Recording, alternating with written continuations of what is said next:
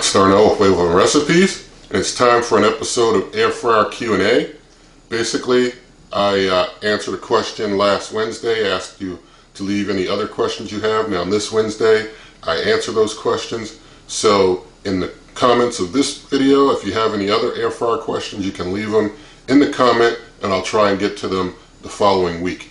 So for the questions that we have from last week, I'm going to basically go through those and try and give the best answers I can.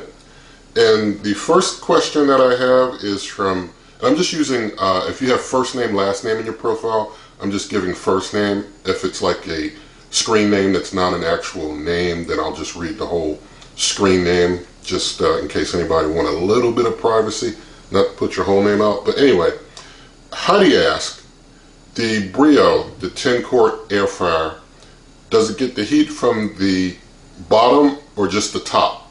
And the Brio, it has a heating element on the top. So the heat's coming from the top, but the way that it's designed, the heat comes around the sides. So it comes from the top and it comes around the sides to circulate up to the bottom.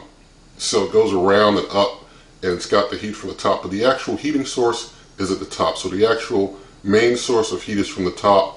So although I don't have a Brio, I would suspect you're going to get a little more heat from the top because that's where the heating element is. So anything that's spacing that heating element is going to get the hottest heat. Although the Brio, I will say that I read up on it, they do say that it gives a consistent heat all over the bottom as well, is what they promote in their promotional material. But still, the heating element is at the top, it's not at the bottom, but they designed it to circulate that heat up to the bottom is what they're doing there. But if you want something that has a heating element on the top and the bottom, and you can get like convection toaster oven air fryer. Convection toaster oven air fryers have heating elements on the top and the bottom, and so you have true heating elements on both sides like the NuWave Bravo XL Smart Oven air fryer does. And also there's several others of other different types. So that's Heidi's question. Next question comes from Anthony, who asked that I reviewed both you reviewed both the Power Air Fryer Oven 360 and the NuWave Bravo XL Smart Oven Air Fryer. Which do you prefer? Have you done a review of the Gourmia GAF678 yet? Regarding the Power Air Fryer Oven 360 and the NuWave Bravo, yes, I've reviewed both. I mentioned in my Power Air Fryer Oven 360 30-day review video that I feel that the Bravo is the better of the two in my opinion. I tried to break down in that video all the details of reasons why I like the Bravo a little more. The Bravo to me is just a better cooker as far as all the options that it has.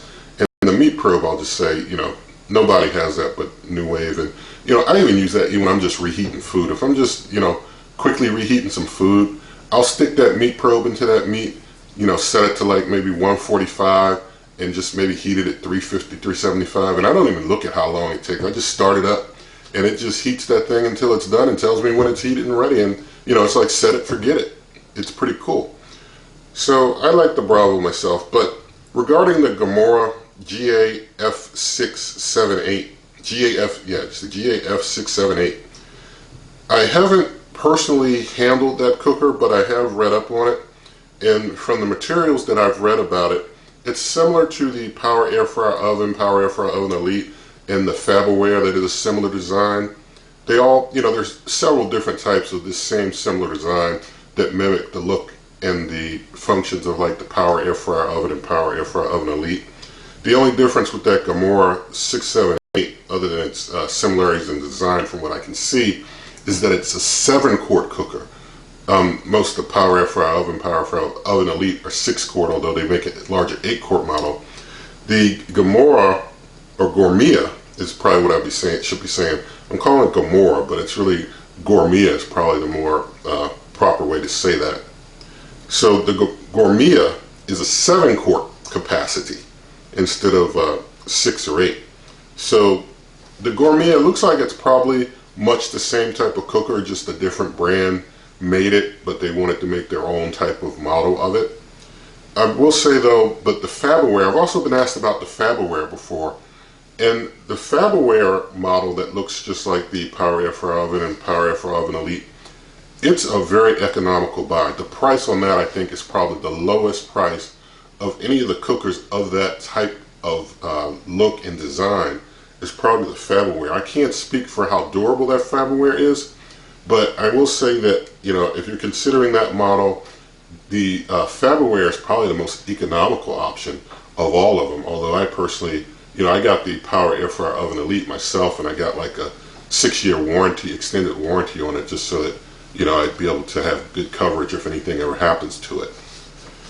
So our last and final question is from Jet197413, who asks, I have a question. I tried meatloaf in the air fryer oven. It didn't go well. Burned half the top of the loaf, removed the top half of the loaf, and finished the bottom half, basically. So he yielded half. Should I just cross meatloaf off the list? I will say I have not done meatloaf in the Power Air Fryer Oven. However, I have done plenty of meatloafs in the NuWave Oven, which is a similar type of cooker, does air frying and such. And so from my experiences with meatloaf and my experience working with the Power Air Fryer Oven, this is basically what I can recommend. Unless you have the 8-quart Power Air Fryer Oven, only do about a pound of meat. Because the Power Air Fryer Oven, Power Air Fryer Oven Elite, is a smaller cooker. The NuWave Oven, although I've done plenty of meatloafs in that, it's a larger cooker overall. The Power Air Fryer Oven and Power Air Fryer Oven Elite are smaller cookers overall, and things are more focused and concentrated with the heat. I wouldn't do more than a pound of meat in a meatloaf in the Power Air Fryer Oven personally, just because you got so much heat focused down on it. You don't want to have too big or too much meat that you're trying to pack in there, and it's only going to cook the top. So I would recommend using no more than a pound of meat. Put it on the lowest rack. Don't use a loaf pan. When you're cooking meatloaf, really the loaf pan is just to form the meat. So make sure that you just put the meat itself on there in a loaf form without it being in any pan. And then the heat will be able to go around, you know, more the top and the sides and such. Use a low temperature, start with like 325. And if the top starts to get really hot or looking like it's getting ready to start burning, test the meat. If the meat is below 135, below 135, the meat's below 135, lower the temp to about 300. Basically, if it looks like that top's starting to brown or get really burnt over or hot, and your meat overall is not at 135 yet, you probably want to lower the temperature. So also, there's a lot of recommendations a lot of times for these types of things to use foil. The manufacturer does not recommend using foil in the cooker, and you can achieve getting your cook done by just lowering the temp rather than using foil. So try lowering the temp if you see that it's starting to get a little too burnt over. I made some other notes here I'm going to check real quick regarding this situation because I want to make sure that I gave you some decent advice. Also, I wanted to mention I wouldn't foil line the crisper tray using the Power Air Fryer Oven. Now, when I do this in the NuWave Oven, the way the racks in the NuWave Oven work, they're so wide, you got to put foil on them so that your meat doesn't fall through the racks or get too indented into the racks. But with the Power Air Fryer Oven and Power Air Fryer Oven Elite, doing a meatloaf, I just put it on the crisper tray without any foil on the bottom at all, and that way you get your airflow, and the crisper tray might be able to help more cooking the bottom of the meatloaf as well. So basically, in summary, you use no more than 1 pound of meat. Use the lowest rack position, no loaf pan. Use a low temp like 325, and try with no foil, not even on the crisper tray, and see how that works out. I hope and pray it works out for you. Just giving the best advice I can off of my experiences of what I would try if I were doing a meatloaf right now in a Power Air Fryer Oven or Power Air Fryer Oven Elite. That's the route I would go in trying to get it done. So I do believe you can do meatloaf in the Power Air Fryer Oven. It's just not going to be as much of a yield as you experience. You had to cut it in half. You're not going to be able to get a large meatloaf taken care of in there just because of how it's designed to put so much heat. As an air fryer on top, you're going to have to just cook less meat. But I have successfully cooked plenty of meatloafs in the NuWave Oven. I'm sure cookers like the NuWave Bravo convection toaster ovens can do meatloaf better probably as well, as far as getting a larger yield, because they heat from the top and the bottom. So, you know, it's just the nature of the cooker when it comes to the power air fry oven. It's not made to be a baker. And so, you know, as I've said many times, the power air fry oven is not a baker. The NuWave Bravo and convection toaster ovens are better bakers. So, basically with that, we'll close out this session of the air fryer Q&A. And again, if you have questions, leave them in the comments. I'll try and, Lord willing, get to them the following week or when I can in a future episode. Also, you can find plenty of air fryer recipes at superwaveovenrecipes.com in written form. There are hundreds and hundreds there. I mean, all my years of cooking with like the NuWave Oven and other air fryers, they're all there.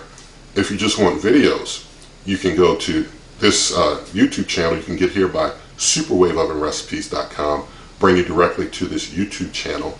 Also, I'm on Twitter and Instagram at Wave Oven Recipes. Also, if you like the video, give it a thumbs up, share the video with a friend, subscribe to the channel, and good eating.